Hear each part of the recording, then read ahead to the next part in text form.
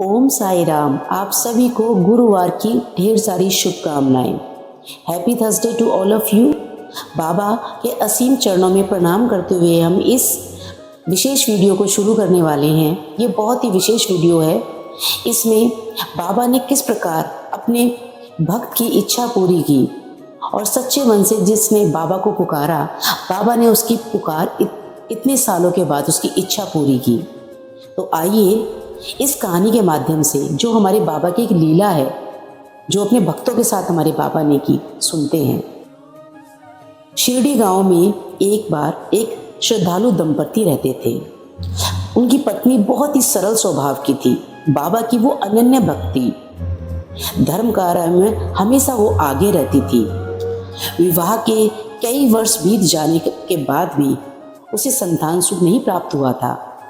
समाज के ताने, मन की पीड़ा और भविष्य की चिंता उसे भीतर से तोड़ रही थी, लेकिन उसका विश्वास साईं बाबा पर अडिग था।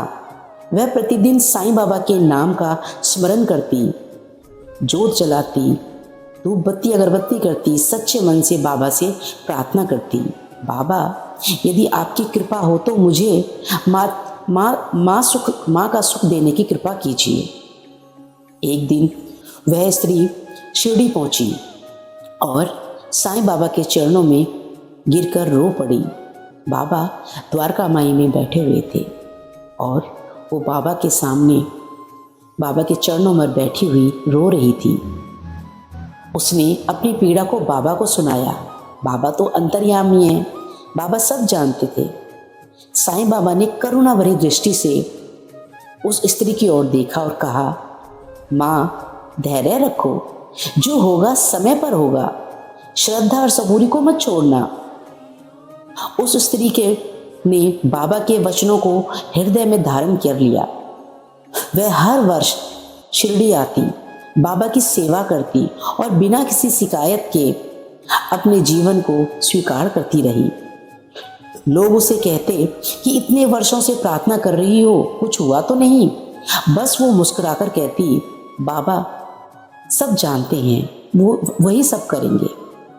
एक दिन जब 7 वर्ष पूरे हो गए उसके विवाह को, तो वो फिर शिरडी आई।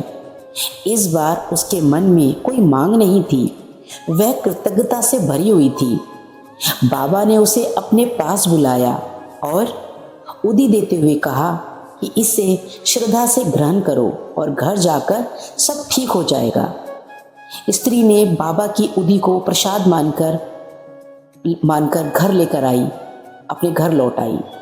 कुछ समय के बाद उसे अपने शरीर में परिवर्तन महसूस हुआ और वह डॉक्टर के पास गई, वैद्य के पास गई, जहाँ पर उसे एक खुशखबरी मिली कि वह गर्भवती है।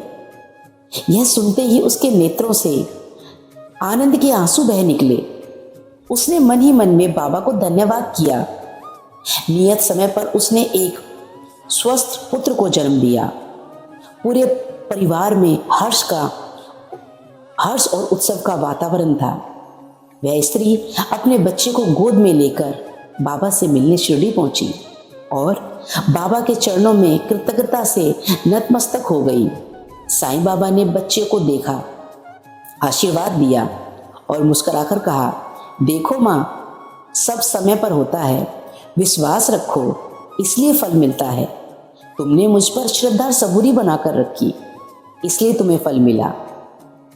तो ये कहानी, बाबा की ये लीला हमें ये सिखाती है कि साईं बाबा केवल चमत्कार ही नहीं करते, बल्कि अपने भक्तों को धैर्य, विश्वास और आत्मबल का मार्ग दिखाते हैं।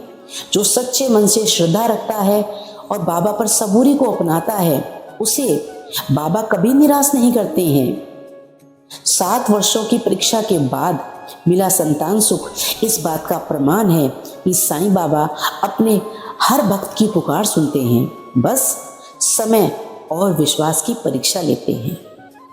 तो इस प्रकार बाबा ने उस महिला की मनोकामना पूरी की। मैं बाबा के चरणों में प्रणाम करते हुए मैं उन सभी साईं बहनों के लिए बाबा से प्रार्थना करती हूँ। जो भी अभी तक संतान सुख से वंचित हैं, बाबा उनकी मनोकामना जल्दी पूरी करना, उनको भी बाबा संतान सुख देना मेरे साईनाथ।